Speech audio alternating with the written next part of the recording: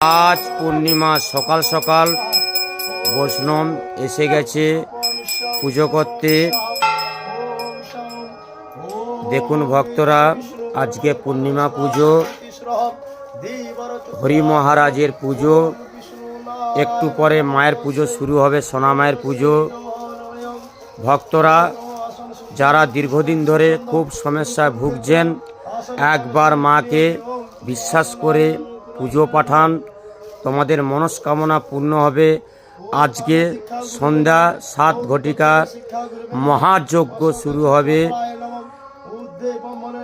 যারা দীর্ঘদিন ধরে চাকরিতে বাধা, বিয়েতে বাধা, কর্মস্থলেতে বাধা, অনেক পয়সা, অনেক টাকা পয়সা ফুটিয়েছ, তাদের উদ্দেশ্যে বলছি, একবার বিশ্বাস করে আমার সোনা মাকে পুজো পাঠাতে পারো। জয় সোনা মায়ের জয়।